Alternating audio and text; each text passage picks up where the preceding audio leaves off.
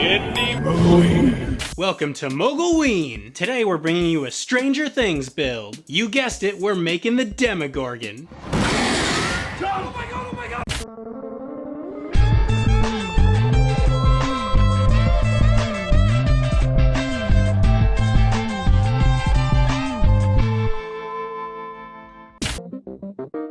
This build was a request from Pablo Video Studios. 2 Mogul episodes in 1 month? It's almost like we're being sponsored or something. Go to squarespace.com/IndyMogul to save 10% off your first purchase of a website or domain. Link below. What's our budget, Gabe?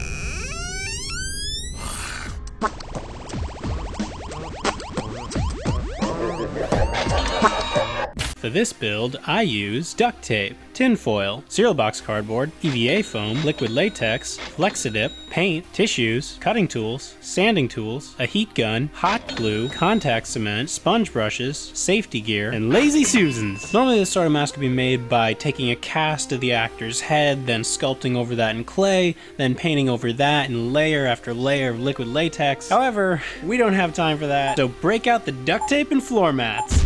Super time lapse, yeah!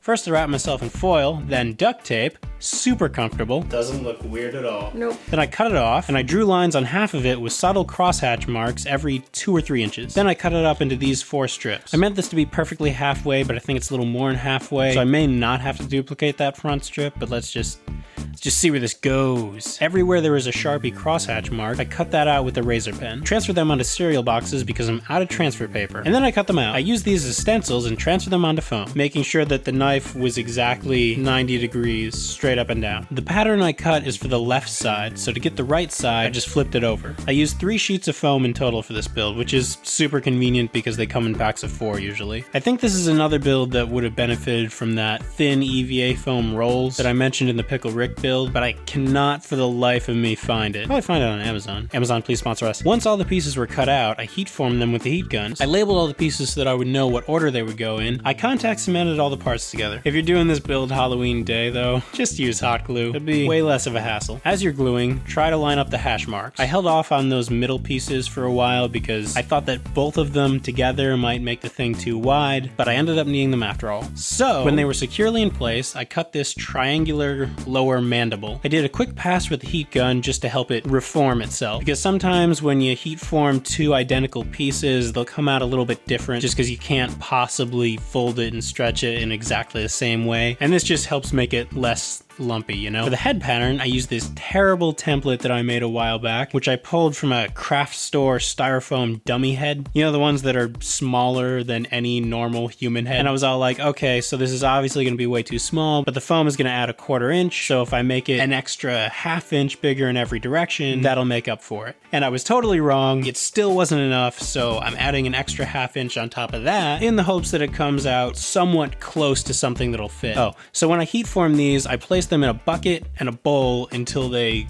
cooled. This will help them hold their curved shape. And if you go too far with this, you can always just heat it up again and it'll reform itself. And again with the contact cement. I really can't stress this enough. If you're trying to make this Halloween day, or even like a day before Halloween, just use hot glue. Contact cement will hold forever, but you really need to give it a day, maybe even a day and a half to air out. The fumes are not good for you. Now it's time to cut the petals. This is actually an offcut from the Pickle Rick costume. Originally, I thought the Demogorgon had 5 equal mandibles, but I went back and did some painstaking research. Zoom in.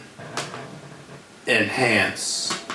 And it turns out it actually has 4 equal side petals, plus a small one on top, and an itty bitty lower jaw that's almost never visible. So I cut all those using the first one as a stencil to trace the rest so that they'd all be even, and then I sanded them on my belt sander. The edges you can just use a rotary tool, but I found the sander a much more efficient way to get the pattern off of the back. Then I heat formed them to be a bit more concave, glued them together, and figured out where exactly they were going to be placed around the sides of the head. I carefully glued them to the head and the neck. I probably should have glued the head to the neck first, but hindsight is 20/20. Jake Kasnoff, making the mistakes so you don't have to. Terrible catchphrase. Here's a quick 360 for you. This build cannot be accomplished without a lazy Susan. I left it open in the back so that it'd be easier to put on for the shot, but if I end up wearing this for any long, extended period of time, I'm gonna put a zipper back there. This project is about to get really messy though, so I want to hold off on that just to keep all the gunk off of the zipper teeth. Okay, right here I'm sealing all the seams with quick seal,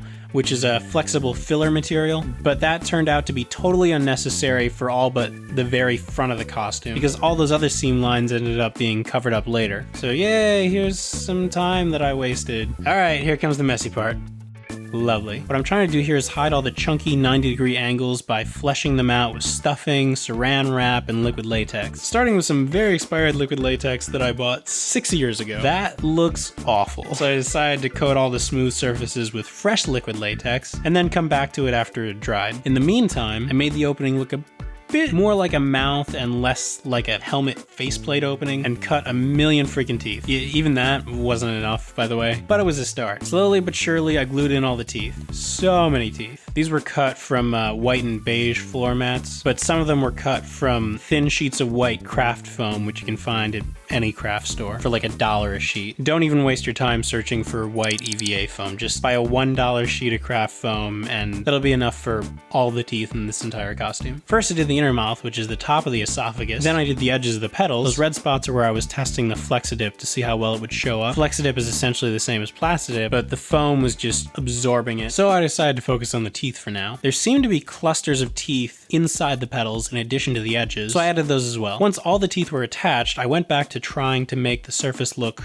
organic. Gross. Actually, that sort of works for the part of the show where the creature gets some pretty serious burns, but it's gonna be horrible to try and paint. So I tore up strips of tissues, soaked them in liquid latex, and applied them to the areas that I wanted to flesh out. Much like you would with paper mache, except this will be flexible. Then I went back up to the top of the dome, where there was all that exposed stuffing and material, and I painted it with latex. Then I laid the tissues flat on top of it so that it would absorb the latex, and then dabbed some more latex on top of that with a sponge brush. And that sort of created a thin but wrinkled skin layer. And then I just let it dry. The next morning, I masked off the teeth and coated the interior with red Flexidip. Then I painted the whole thing gray. In the behind the scenes stuff, it looked a little more flesh toned, but in the show, it looks gray, so to me, I don't really know what to make of it. When it was camera ready, I set up the shot.